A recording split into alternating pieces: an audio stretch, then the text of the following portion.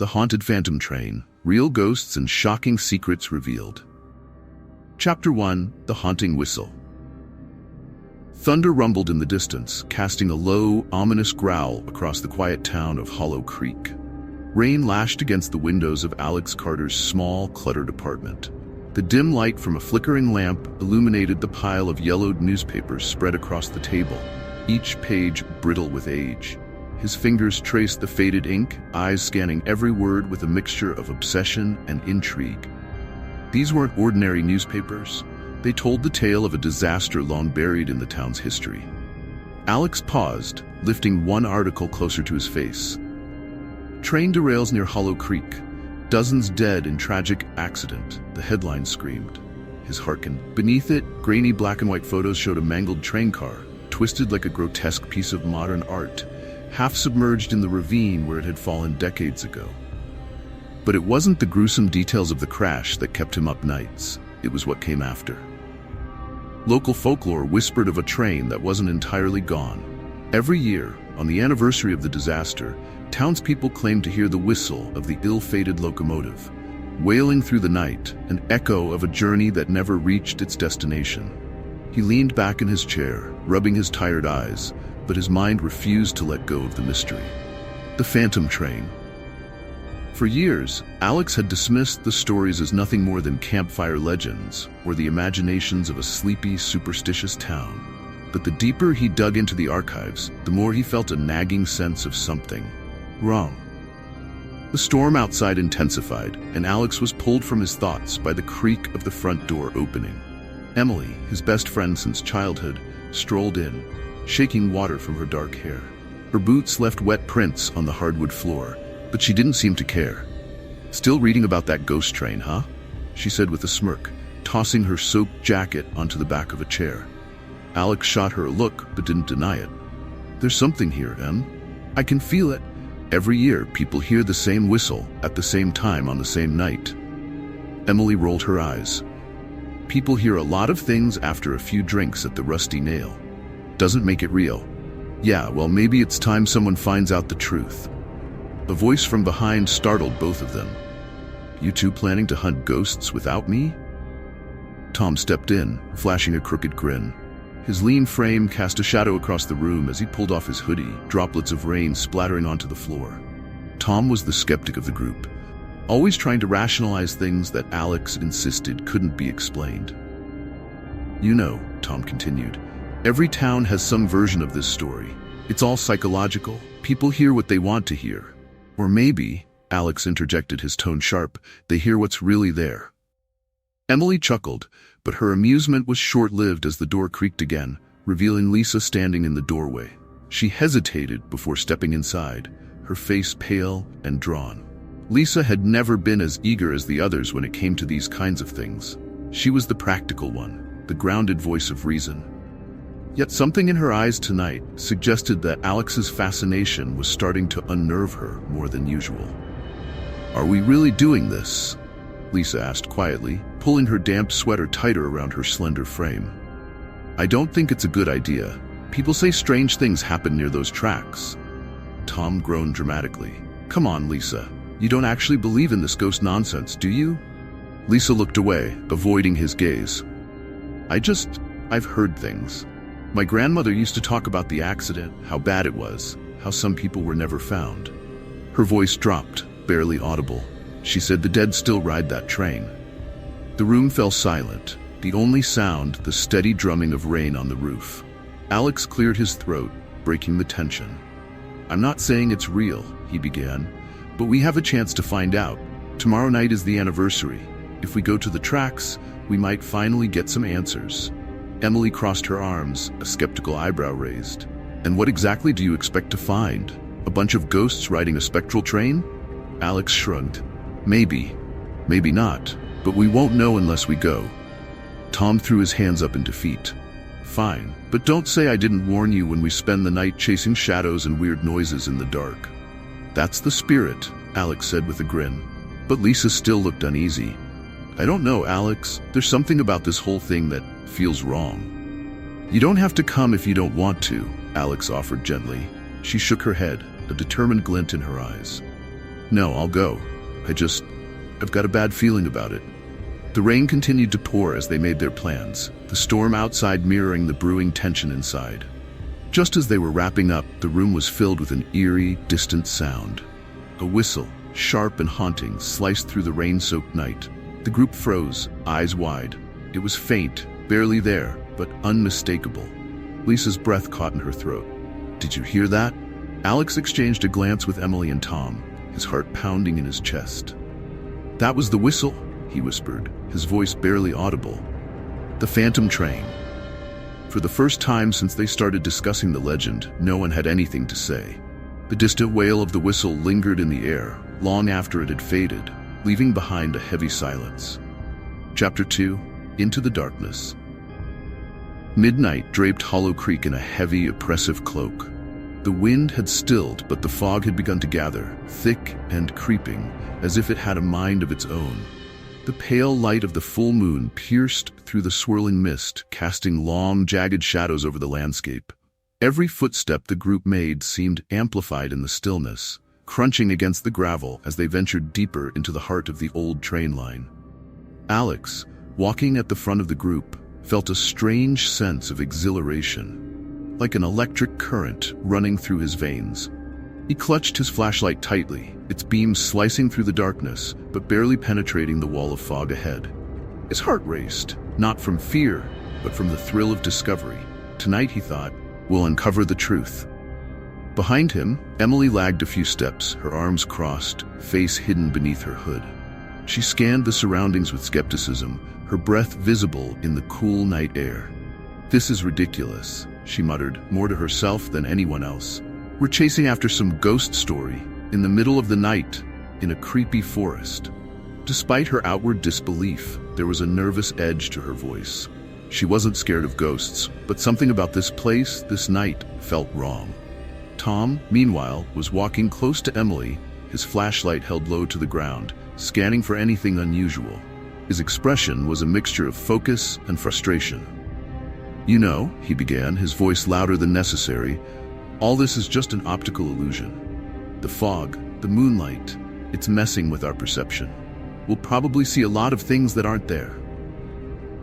You really think you can rationalize everything, don't you? Alex called back over his shoulder, his voice barely containing his excitement. Trust me, Tom replied. There's always an explanation. Lisa trailed behind the group, her eyes darting nervously from one shadow to the next. She shivered, though not from the cold. Every step seemed to bring her deeper into a knot of dread coiled in her stomach. This place, these woods. It's like they're watching us, she thought. Lisa pulled her sweater tighter around her, trying to shake off the uneasy sensation that had been building since the moment they left town. The old train tracks appeared ahead, rusted and warped from years of neglect. They curved into the dense fog, disappearing into the darkness like a path leading to another world. The surrounding woods were eerily silent, not even the chirp of a cricket or the rustle of leaves to break the stillness. As the group reached the tracks, a sudden gust of wind swept through, carrying with it the faintest hint of something unnatural. Emily was the first to notice it. A whisper, soft at first, like a distant conversation just at the edge of hearing. She stopped abruptly, her pulse quickening. "Did you guys hear that?" she whispered, her voice shaking. Tom turned to her, eyebrow raised. "Hear what?" "The whispering, it's like someone's talking." Tom shook his head. "It's just the wind messing with your head. The atmosphere plays tricks, especially out here." Before Emily could respond, Tom's flashlight flickered, sputtering to life one moment and dying the next. He banged it against his palm, frustration mounting. "Great, now this thing's acting up. Must be the batteries." Alex stopped and turned to face them, shining his own light on Tom's face, illuminating the flicker of doubt in his friend's eyes. "Or maybe," Alex said with a grin, "we're not alone." Tom scoffed, but his unease was obvious. This place is playing tricks on us, he thought. It has to be. Lisa's breath caught in her throat as her eyes darted down the length of the tracks. She blinked, certain she had seen movement, a dark shadow gliding silently along the rails. Her hand flew to her mouth, stifling a gasp. "I saw something." Lisa's voice trembled, barely more than a whisper. "What now?" Tom groaned, turning toward her. but when he followed her gaze, all he saw was a thick bank of fog rolling in like a tidal wave. "It was there," Lisa insisted, eyes wide with terror. "On the tracks, it was moving." Alex stepped closer to her, his voice steady but curious. "What did it look like?" I don't know," she stammered. "Just a shadow, but it wasn't right." Before anyone could speak again, a soft clink caught Alex's attention. He crouched down near the tracks and picked up something cold and metallic, a rusty pocket watch. Its chain was tangled, the face cracked, but the hands were still frozen at the precise time the train had derailed all those years ago. "Look at this," he whispered, holding it up for the others to see. "Probably dropped by some drifter," Tom said, though his voice had lost its certainty. "No," Alex replied, eyes narrowing as he examined it. "It's from the accident. I've seen pictures of items recovered from the crash site. This watch belonged to one of the passengers." Emily knelt down beside him, her skepticism wavering. "And what's this?" She reached into the underbrush and pulled out an old photograph, faded and worn. It depicted a family, a man, woman, and a little boy, smiling as they posed in front of a train car. Alex's heart skipped a beat. "I've seen this before," he thought. The family looked uncannily familiar, as though he had come across them somewhere in his research, or perhaps in a forgotten dream. "This doesn't feel right," Lisa murmured, taking a step back. "We shouldn't be here." Before Alex could respond, a low, mournful sound pierced the air, the unmistakable wail of a distant whistle. It was eerie and hollow, echoing across the night like the cry of a long-lost soul. Everyone froze, their breath caught in their throats. "It's time," Alex whispered, standing to his full height, his pulse racing. He glanced at his friends, their faces pale and tense, but no one spoke. The phantom train was coming. The whistle grew louder, more insistent, as if drawing closer with each passing second. Chapter 3: The Phantom Revealed. The silence that followed the mournful whistle was suffocating. Every breath hung in the air, visible in the cold mist that swirled around them. Time seemed to stretch, the oppressive stillness growing heavier with each passing second. Alex, Emily, Tom, and Lisa stood frozen on the abandoned tracks, their flashlights flickering, barely cutting through the thickening fog. Even the crickets had gone silent, as if nature itself was holding its breath. Then it began. A faint, distant rumble shook the earth beneath their feet, so subtle at first that Alex thought he imagined it, but the tremor grew, reverberating through the soles of their shoes. The old tracks rattled, and a strange, luminous glow began to materialize within the fog, faint at first but growing in intensity. "Do you hear that?" Lisa whispered, her voice trembling, her eyes wide with fear. "I think it's coming." Emily murmured, stepping closer to Alex as if seeking protection. Her usual skepticism vanished, replaced by a palpable dread that hung thick between them. Alex stared down the length of the tracks, his heart pounding, a mix of fear and curiosity tugging at him. The light in the distance grew brighter, and with it, the unmistakable sound of an old steam engine puffing through the night air. The eerie whistle blared again, closer this time, sharper, as though it were cutting through the fabric of reality itself. The train materialized out of the fog like a ghost rising from the grave. Its massive shape loomed, the once mighty engine now a spectral vision of its former self. Its headlights were dim and flickering, casting long, wavering shadows across the tracks. The train's metallic body shimmered as though it wasn't fully solid, flickering in and out of existence with every puff of smoke from its chimney. But what sent a chill crawling down Alex's spine was not the sight of the train. It was the fact that it was coming straight for them. "Move!" Tom shouted, his voice laced with panic as the phantom train barreled toward them at full speed. He grabbed Lisa's arm, pulling her back from the tracks. But it was too late. The train was upon them. Alex braced himself for impact, every muscle in his body tense. But instead of the violent collision he expected, the train passed through them, a cold, bone-chilling mist swirling in its wake. The sensation was otherworldly, like being submerged in ice water, and for a moment, Alex couldn't move, couldn't breathe. Did it just pass through us? Emily's voice was barely above a whisper, her wide eyes reflecting the lingering glow of the train as it continued down the tracks, fading back into the fog as if it had never been there at all. "It wasn't real," Tom muttered, though his voice lacked the certainty it usually carried. "It couldn't have been." But it felt real. The cold, the vibrations, the sound. It was as if the train had existed in some strange place between worlds, tangible yet untouchable. Alex took a deep breath, trying to steady his shaking hands. "We need to leave," Lisa said, her voice cracking. "We shouldn't be here." They turned to go, but the way they came was no longer there. The dense fog had swallowed everything around them, transforming the familiar woods and railway tracks into an endless expanse of gray nothingness. The world they knew had vanished, replaced by an eerie, unrecognizable landscape. The tracks beneath their feet seemed to stretch infinitely in both directions, and the air around them felt thick, as though time itself had slowed down. "We're trapped?" Emily's voice quivered with disbelief. "It's like we've stepped into another dimension," Alex said, his brow furrowed in concentration as he scanned their surroundings. "The train, it didn't just pass by, it brought us here." "Here?" Lisa's voice broke. "Where is here?" Before anyone could answer, a faint sound rose from the distance, soft at first like the murmur of a crowd. But as it grew louder, the distinct sound of cries could be heard. Desperate, sorrowful wails filled the air, carried on the wind. They weren't alone. "What's that?" Tom's voice was unsteady, his grip tightening around his flickering flashlight. "The passengers," Alex whispered, his breath quickening. "The ones who died in the accident, we're hearing them." The cries grew louder, more insistent, like the echoes of long-lost souls crying out from the other side. The temperature dropped again, and Alex could see his breath in the air, cold and thick like smoke. Then, the voices turned personal. "Help me, please." It was a young girl's voice, soft, fragile, yet filled with an overwhelming sense of loss. Alex froze, his pulse quickening. The voice echoed through his mind, but it wasn't distant. It felt close. "Alex." The voice whispered his name now, and his blood ran cold. "Did you hear that?" Alex turned to his friends, but their expressions told him they hadn't. The voice was meant for him. He stood motionless, staring into the dense fog, his heart racing. The wailing voices grew louder, more frantic, blending into a cacophony of fear and pain. Each step Alex took felt heavier, like he was sinking into the earth. Emily, Tom, and Lisa seemed distant now, their figures blurred by the thick fog, and yet he felt drawn forward, as if something unseen was pulling him.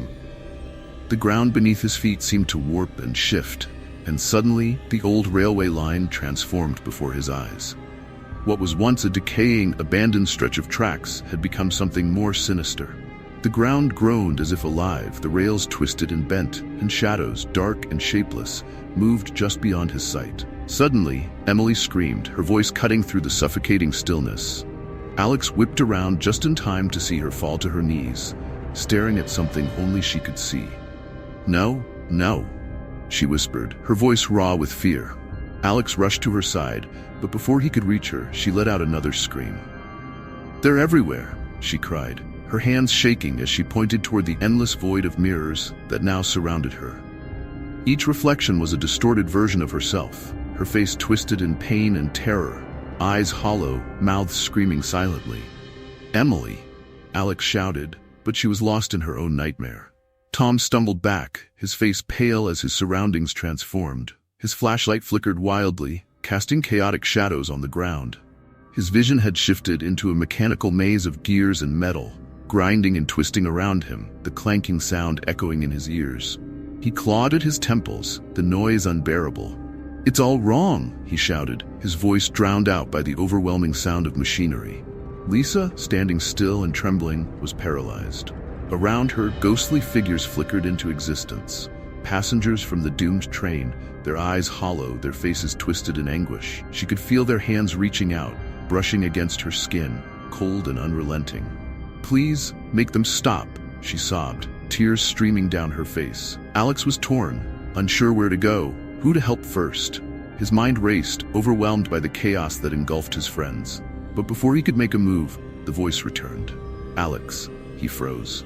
The girl's voice was closer now, so close he could feel her breath on the back of his neck.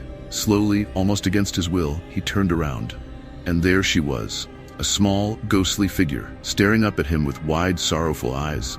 "Help me," she whispered. And then, everything went black. Chapter 4. Uncovering the Past. The darkness that had swallowed Alex suddenly gave way to light, bright, searing, and completely disorienting. He blinked, shielding his eyes as the scene around him came into focus. The fog, the abandoned tracks, and his friends had vanished, replaced by something far more vivid. Alex found himself standing on a bustling platform, the smell of coal and burning steam filling the air. A great iron locomotive loomed ahead, its towering presence casting long shadows on the crowded station. People hurried to and fro, suitcases clutched in hand, chattering nervously as they boarded the waiting train. "Where am I?" Alex whispered to himself, his voice trembling. He turned, searching for his friends, but Emily, Tom, and Lisa were nowhere to be found. The chaos of the station engulfed him, the clatter of footsteps, the shrill whistle of the train, and the murmurs of anxious passengers swirling together in a dizzying symphony. And yet, none of it felt real. He was an outsider, an observer watching events unfold around him as if through a veil of time. This is the past, Alex realized, his heart skipping a beat. Somehow he had been pulled back in time to the day of the accident. The passengers bustled around him, oblivious to his presence. It was like watching ghosts, though these people were not yet dead. They were full of life, unaware of the tragedy that awaited them. Alex's eyes were drawn to a small family standing by the train, 2 adults and a young girl clutching a tattered doll. Her wide, sad eyes scanned the crowd, and for a moment, Alex felt his breath catch in his throat. It was her, the girl from the fog, the one who had called his name. She looked directly at him, her gaze piercing through the bustle of the platform.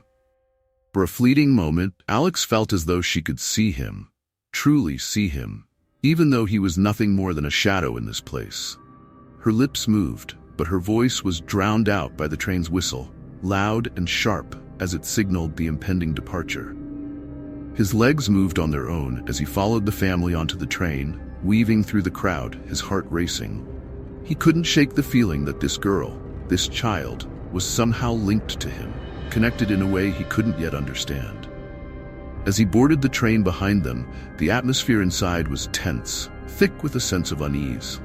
The passengers shifted nervously in their seats, as if some part of them, deep down, sensed the danger that loomed just beyond the horizon. Alex moved from car to car, passing rows of travelers, some chatting quietly, others staring blankly out the windows, watching the landscape blur by. But no one saw him. He was invisible to them, a mere spectator in this tragic story. As the train rattled forward, a sudden jolt shook the cars, causing some passengers to gasp and clutch their seats. Then it happened. A sharp, metallic screech filled the air as the train lurched violently to one side. Panic erupted in the carriages. People screamed, grasping for anything to hold on to as the world spun around them. The once steady rhythm of the train's movement was replaced by chaos, crashing, grinding metal, and the gut-wrenching sensation of falling.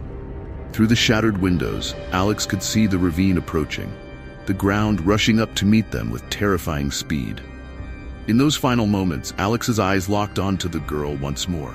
She wasn't screaming like the others. Instead, she stood still, her gaze fixed on him, calm amidst the pandemonium. Her lips moved again, but this time Alex could hear her clearly. Remember.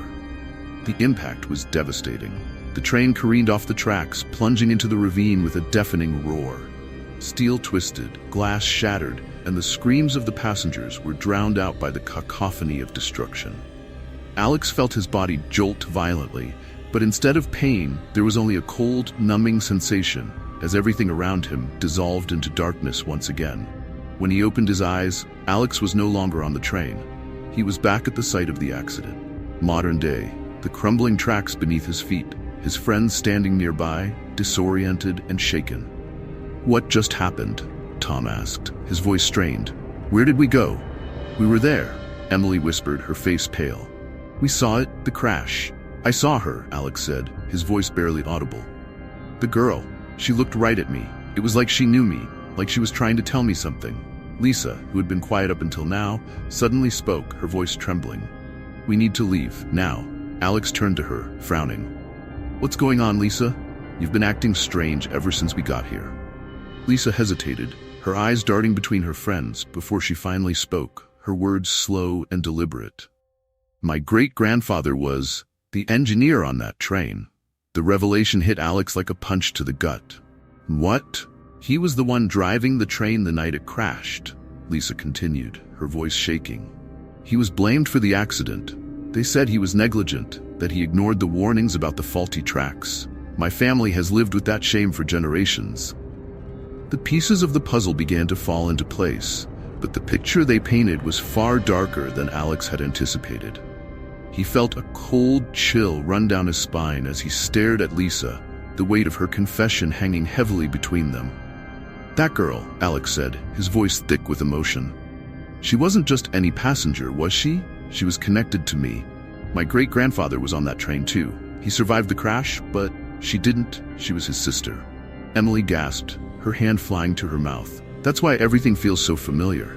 The photograph, the whistle, the voices. It's all tied to your family."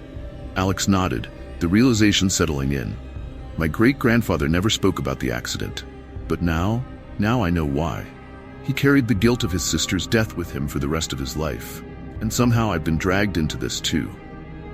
"But why now?" Tom asked, his brow furrowed. "What do they want from us?" Lisa swallowed hard, her face pale. "Maybe they want justice. Maybe they want the truth to finally come out." The group fell into a heavy silence, the weight of their shared history pressing down on them. The past was no longer something they could simply read about in old newspaper clippings. It was real, alive, and it wasn't done with them yet. As Alex stared at the twisted remnants of the train tracks beneath his feet, he couldn't shake the feeling that they were far from finished with their journey. The girl's voice still echoed in his mind, soft and haunting, a constant reminder of the unfinished business that lingered in the air.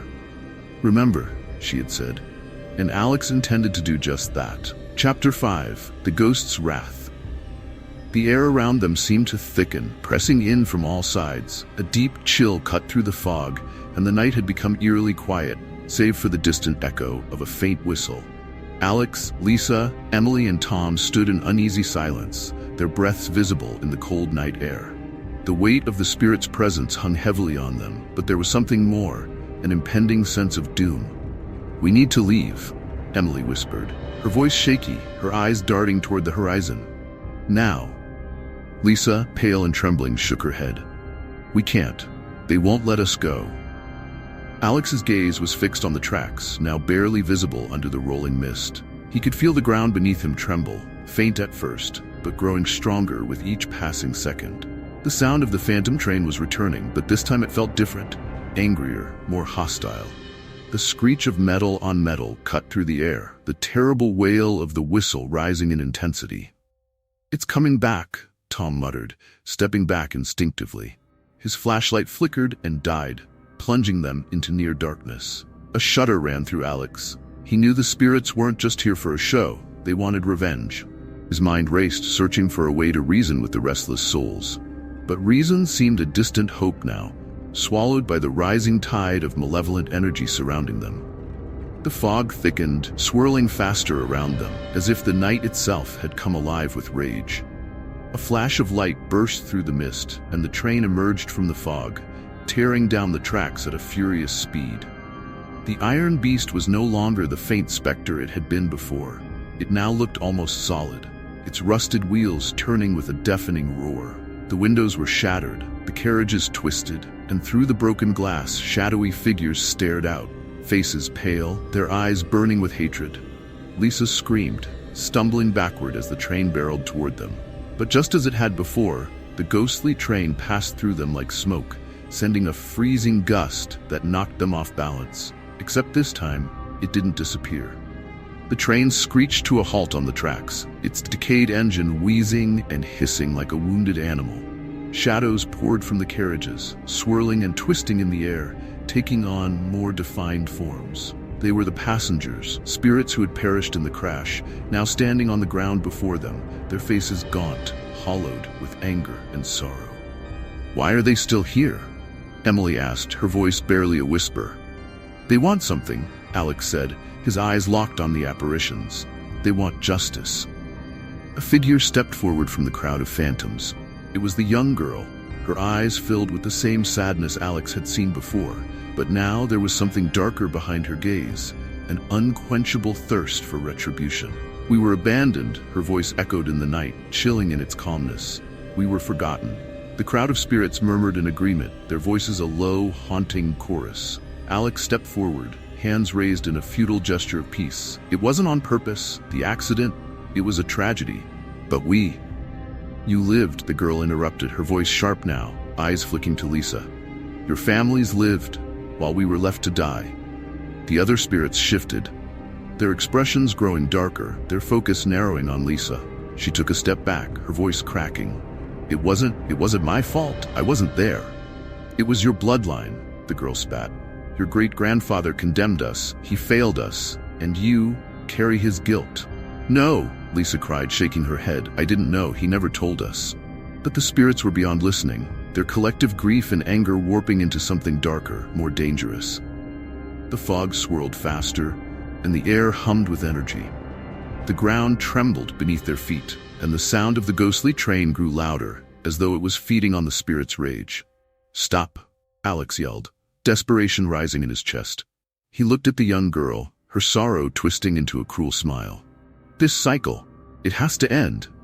You're trapped here, trapped in your own pain, but hurting her won't change anything. The girl's cold eyes flicked back to him. What do you know of pain? Alex's heart pounded in his chest as the memories of the crash flooded his mind. The girl, his great-grandfather, the broken pieces of a past he never knew.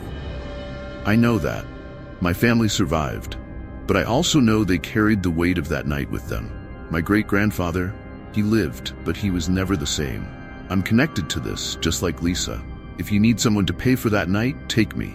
His words hung in the air, the tension palpable. Emily and Tom exchanged horrified looks, but Lisa stepped forward, shaking her head. No, Alex, she said, her voice strong despite the tears in her eyes. This is my family's legacy too. If anyone is responsible for this, it's me. I won't run from it anymore. The spirits moved closer, their forms growing more solid, the weight of their presence pressing down on Lisa. She swallowed, her voice trembling as she spoke. I'm sorry for what happened. I can't change the past, but I can beg for your forgiveness. The girl stared at Lisa, her expression unreadable. For a long, agonizing moment, nothing happened. The silence stretched out, thick and suffocating. Then, the young girl's gaze softened. The angry edge in her eyes faded, replaced by the same sadness Alex had seen before. Slowly, the other spirits began to calm, their once menacing figures dimming. The wind stilled, the fog began to lift, and the haunting whistle of the train faded into the distance. We wanted to be remembered, the girl said softly, her voice barely audible. We didn't want to be forgotten. Lisa nodded, tears streaming down her face. You won't be, I promise. The girl's form flickered, and with a final, sorrowful glance, she faded into the night. One by one, the other spirits followed, dissolving into mist. The ground beneath them stopped shaking, and the oppressive atmosphere lifted. The ghostly train, now barely a shadow of its former self, let out a final, low whistle before vanishing into the fog, disappearing into the darkness from which it had come. The silence that followed was deafening. Tom exhaled, his shoulders sagging in relief. Is it over? Alex looked around, the tracks now quiet and still. I think so. The group stood there for a long moment, the weight of what they had just experienced settling in. Lisa wiped her eyes, her hands still trembling. I didn't think it would end like this. We faced them, Alex said, placing a hand on her shoulder. And you made it right.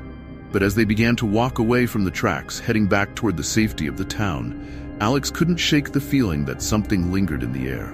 A whisper in the wind, a shadow in the corner of his vision. They had survived the night, but the past wasn't done with them yet.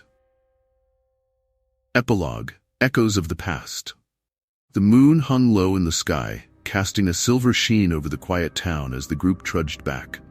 Their footsteps were slow, heavy with exhaustion and the weight of all they had witnessed. The air, though no longer filled with the oppressive chill of the train's spectral presence, still carried a strange stillness, as if the night itself was holding its breath. Alex walked a few paces behind the others, his mind far away. His thoughts swirled with memories, images from the train's ill-fated journey replaying in his head, flashes of terrified faces, the young girl's eyes staring through him, and the faint whispers of the souls lost in that tragedy. He could still feel the pull of the past, an invisible tether that had wrapped around his life, binding him to a history he'd never known until now. The streets of the town were eerily quiet, as if even the world around them had sensed the darkness they had faced. Emily and Tom remained silent, glancing occasionally at Lisa, who hadn't spoken since the spirits had disappeared. Her face was pale, her eyes distant, as though she were still trapped in that moment, caught between her family's past and the ghosts who had sought her out for revenge. When they finally reached the edge of town, they stopped for a moment, collectively inhaling the familiar air of safety. Yet, despite the relief of being back, there was a sense of unease that lingered between them, as though they had left something unresolved, something lurking just out of sight. "Well, that was something, huh?" Tom finally broke the silence, his voice weak, attempting to bring some sense of normalcy to the night. No one responded. Even Emily, who usually had some sarcastic quip ready, was quiet. They were all changed. By the terror, by the knowledge of the lives lost, by the burden of carrying those memories with them. Alex looked toward the distant tracks, barely visible in the darkness. He could almost hear the faint hum of the train's wheels, feel the cold brush of air as it had passed through them. There was a finality to what had happened, but not a peace. Not entirely. Lisa broke her silence, her voice soft and trembling. "Do you think it's really over?" Her eyes met Alex's, a mixture of fear and hope swirling in them. Alex wanted to tell her yes, that the spirits had found their closure, that the past was finally laid to rest. But he couldn't shake the feeling gnawing at the back of his mind, the sensation that the end wasn't quite as clean as it seemed. "I don't know," he admitted, his voice barely above a whisper. "I think they've moved on, but..." "But what?" Emily asked, her voice sharp with unease.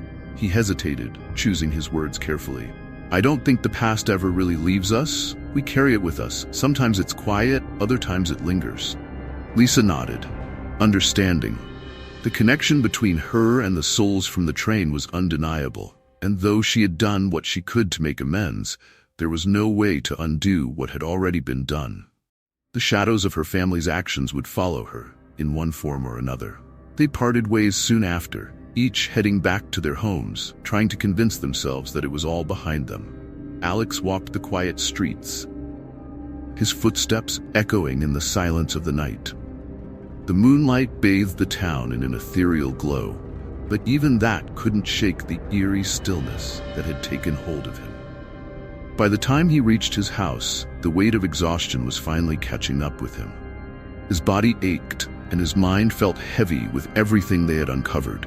The secrets of the crash, the connection to his great-grandfather, the young girl who had seemed to know him as if they were bound by some shared history. He entered his room, shutting the door behind him, hoping for some reprieve in the comfort of familiarity. The room was the same as he had left it, his bed, his desk, the faint glow of the streetlight filtering in through the curtains. But it didn't feel the same. He didn't feel the same. As he lay down, pulling the blanket over him, his thoughts wouldn't quiet. He couldn't stop thinking about the girl, her face, her voice calling his name as if she had known him all her life. That connection still gnawed at him. Why had she chosen him? Why had she singled him out? He closed his eyes, trying to let sleep take him, but as the silence deepened, something stirred in the darkness. It was faint at first, barely noticeable, but unmistakable, the low, distant sound of a whistle. Alex's eyes snapped open, his heart pounding. He sat up, straining to listen. The whistle again, clearer now. It was impossible, yet it was there. Faint, almost as if carried by the wind, but there. The unmistakable sound of a train, the same haunting whistle that had filled the air on those cursed tracks. His blood ran cold, and for a moment he wondered if it was just his mind playing tricks on him, a remnant of the horrors they had experienced. But then, through the stillness of his room, he heard it. A soft, familiar voice. "Alex?" It was the girl's voice, the same gentle whisper that had called to him on the tracks, now echoing through the shadows of his room. He felt his skin prickle with fear, his breath catching in his throat. He turned his head slowly, eyes scanning the room, but there was no one there. Only the lingering sound of her voice, soft and distant, like a memory that refused to fade. "Alex," she whispered again, closer this time. He shot out of bed, heart racing, his eyes darting around the room, but there was nothing. No shadow, no figure, no sign of the young girl who had haunted him on the tracks. Yet her voice remained, echoing in his ears, as if she were standing just behind him, just out of reach. The train's whistle sounded once more, low and mournful, drifting in from the distance, carried on the night air. Alex stood frozen, his mind racing with questions, fear curling in his chest. He had thought it was over. They had all believed it was done. But the past, it seemed, had a way of lingering, its echoes stretching across time, never fully quieted. And as Alex stood there, listening to the distant whistle and the soft voice that refused to fade, he realized one thing: some ghosts, no matter how hard you try to forget them, never truly leave.